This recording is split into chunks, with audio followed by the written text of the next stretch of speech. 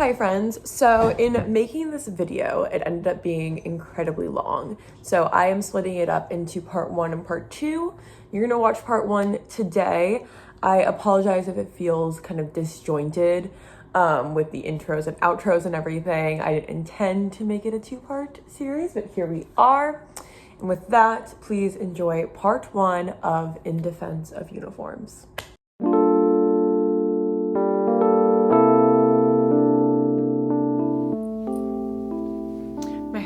Is just not doing what it needs to do today, and I don't want to talk about it. Hi friends, welcome back to my channel. If you are new here, my name is Dion, and today I am so excited for today's video. We're going to be talking about school uniforms.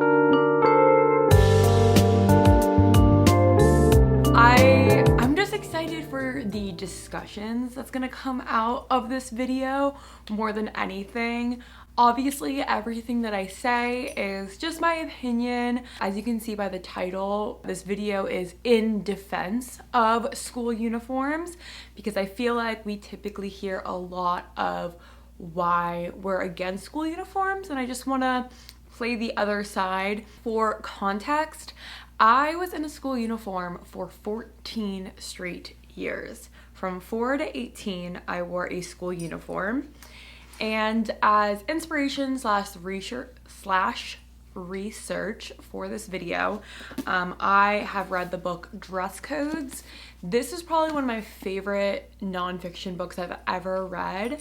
I highly recommend it. It is by an African-American author, so you get a really unique perspective in terms of sartorial laws against fashion, and it's about different laws that had to do with clothing throughout history.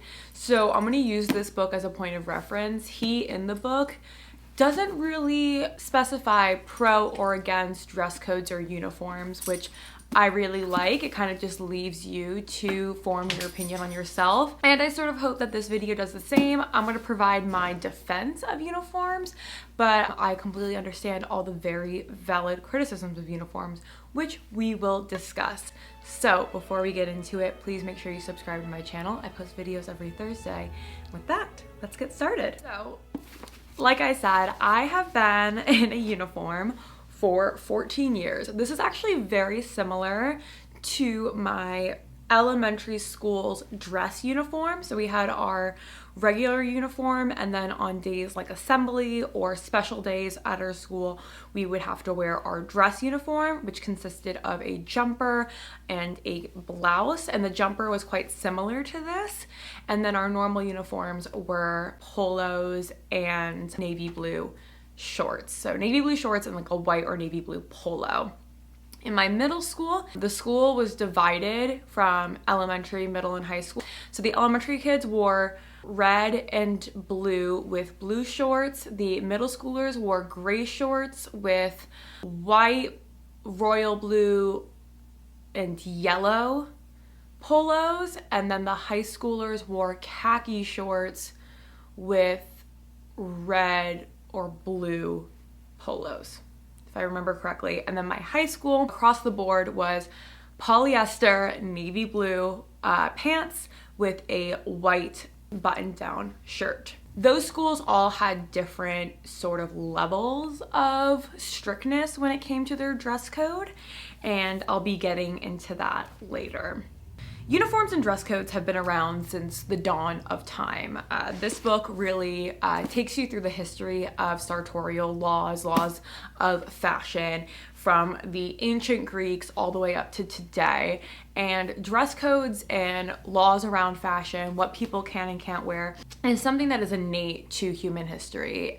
Part of it is tribal. You wear these certain colors to identify your tribe. Part of it is to force people to conform. Only the royal can wear these certain colors, and everybody else has to show that they're peasants or prostitutes or Jewish or Romani. Sometimes clothing could be a mark of shame. Clothing has been used to help folks know their place in society. It also is used to develop unity, a visual image of your place of work or the tribe or the people that you belong to. Uniforms provide an easiness. You don't need to pick out what you want to wear in the morning. And Many argue that it provides an egalitarianism. You don't have to compete with the latest styles because everybody's wearing the same thing. And many schools argue the fact that it prepares you for the workforce where you will inevitably face dress codes and uniforms. So I agree with all of the above. You could view it as uniforms are to force people to conform or help create a unified identity. There have been good and well-intentioned reasons for uniforms, as well as bad, sometimes and often racist, classic, and misogynistic reasons for uniforms. And we will discuss all of them.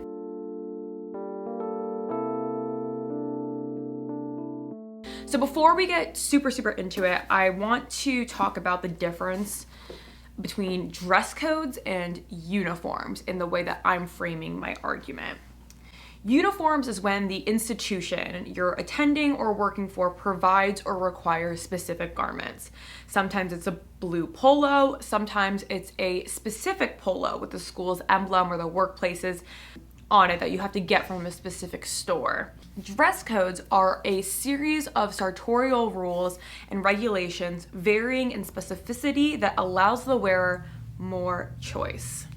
So I am personally pro-uniform and anti-dress code. I believe that uniforms that are on the stricter side, so school-specific garments, does away with a lot of ambiguity that allows for unfair application of dress codes. Because dress codes can be so broad, it allows the people in power way too much discretion, and as a result, those who are punished are almost always girls, and specifically girls of color. Uniform helps to remedy this, to a huge extent, I would argue. That didn't stop my Catholic school, my Catholic high school, from getting rid of skirts because girls were hiking the skirts up too high. So even with uniforms, there's still gonna be some things that target young girls more than they do young boys, unfortunately. So some stats for you all. In the year 2000, 46.7% of US public schools enforced a strict dress code, and by 2014, 58.5% did. They did a study at this school in Staten Island, Tottenville High School, where they implemented quite a strict dress code called the Dress for Success policy. And in the first 2 weeks, 200 students were sent to detention for dress code violations. And of those 200, roughly 90% caught in the dress code dragnet at Tottenville High School were female. So 90% of the 200 that were sentenced to the dean's office for dress code violations were female. In addition, schools with large percentage of Black students typically had the strictest dress codes for both text of rules and the patterns of enforcement disproportionately targeting girls. Black girls fared the worst of all, often facing racially discriminatory enforcement of already sex-specific rules regarding skirt length, cleavage, and yoga pants, as well as blanket prohibitions of hairstyles and head coverings typically worn by Black women. So that's the crux of why I'm against school dress codes. They are way too broad and allow teachers and administrators to target certain groups of people. Unfortunately, we live in an incredibly racist and misogynistic society. So when you give people in power discretion to enforce rules willy-nilly, they're almost always going to target women of color. That is just statistically, historically, when it comes to police, when it comes to anything, when you give the people in power way too much wiggle room and discretion, their biases will always come out. So that is why I believe uniforms are better, because it really minimizes the discretion among the administrators and helps remedy the sex and race discrimination.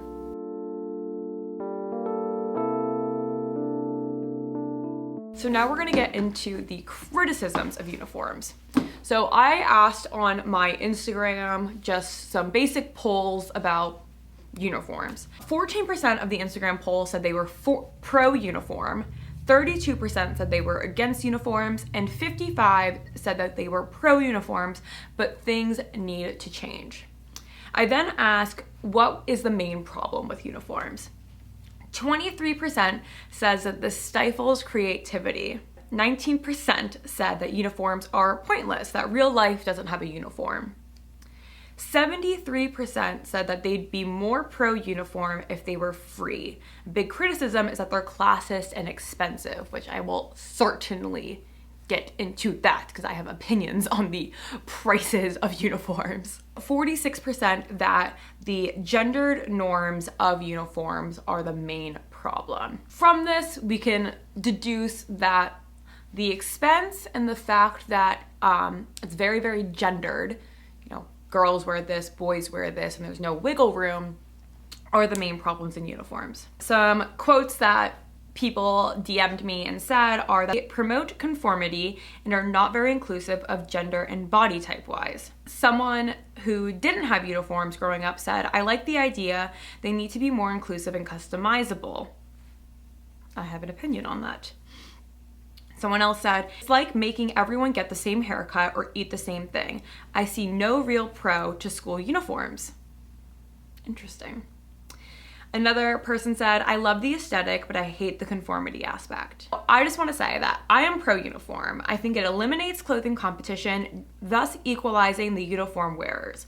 It gives a group identity and fosters cohesion among the group, which is why marching bands, military, sports teams, Olympic competitors, Boy Scouts, and even large family reunions will get some sort of t-shirt all to wear and demonstrate their connection and shared identity. So uniforms take the issue of clothing out of the decision making, and then you can focus more on what the main purpose is, whether that's to study in a school, to march in a band, to go to Boy or Girl Scout camp, and it elevates the group identity over the individual identity. My mom, who also had uniform, said, pragmatically, it is advertised who is in and who is out. So when you see a school polo, you know that the child is connected into the larger school family. And a lot of schools will argue this too with school IDs and school uniforms, is that with the slew of school shootings that happen in this amazing country that I live in, this helps identify who belongs into the school. Do uniforms stop school shootings? No. They don't. But I do see the point of that, like you can quickly identify who is in the school family and who is not. My brother, who also had school uniform, said pro. It's just easier. There's less competition of having the latest jeans, shoes, hoodies, etc. Plus give a sense of camaraderie to the student body. It's dumb, but I do think it helps. Criticisms and the defense are the same thing. So the criticism is conformity, the defense is unity. The criticism is like lack of individuality. The defense is that it provides camaraderie. So it kind of just depends on how you see it.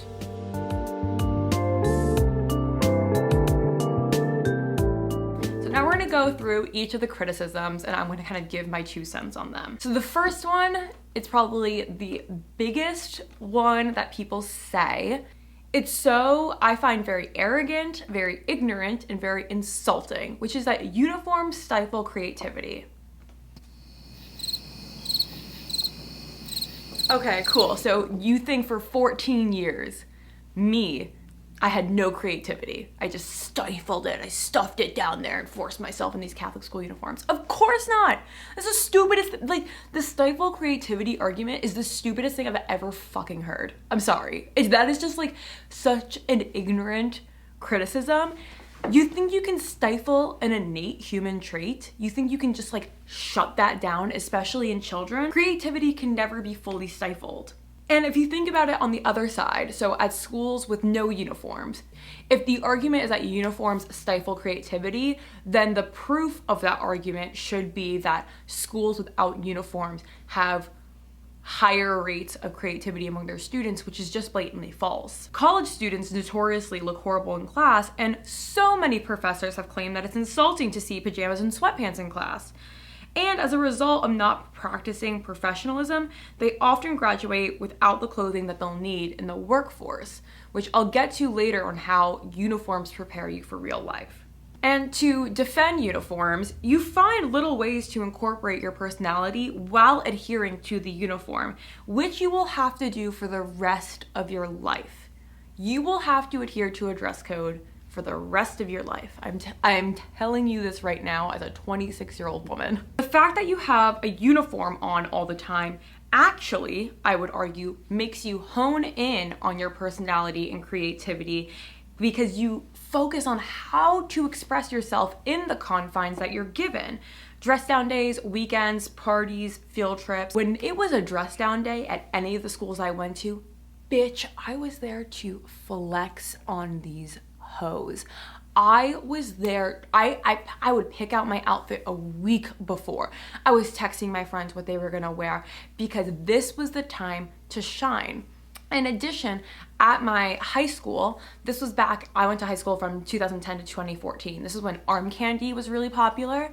And so you express your creativity from the watches, the bracelets, the rings that you had on, what color nails you had, the necklaces, the backpack, the type of socks you wore. My high school had the strictest dress code out of any of the schools that I went. And so really where you showed your personality was your backpack, your wrist jewelry. I would say those would probably be the two biggest ways you would express your personal creativity. And people really got all out with it. My freshman year, 2010, 2011, bows were really, really popular. So what kind of bow you wore also expressed your creativity. If you were a hipster girl like me, you had like an American Apparel bow. If you were a preppy cheerleader, you had one of those giant JoJo Siwa bows.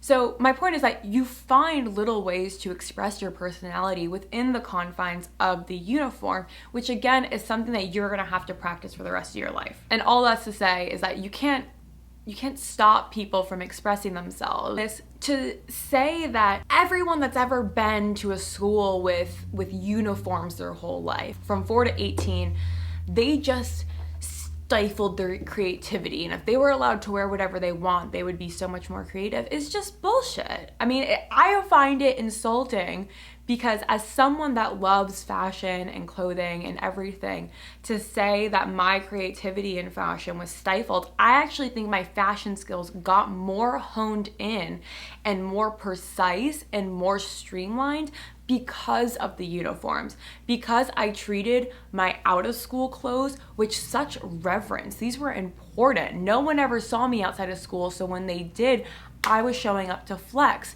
And because I was in a uniform at school, I made sure that my watches, my bracelets, my earrings, my rings, my backpack, everything was showing my personality. And I don't think anybody at my school would argue that you couldn't tell who was the jock, who was the hipster, who was gay, who was whatever by what, just because we were in a uniform. That didn't make us all the same. You still saw individuals' personality. That's the biggest problem I have with the anti-uniform argument, is that it stifles creativity, which is just, that argument is moot. I mean, there's no merit to that argument. So throwing that out.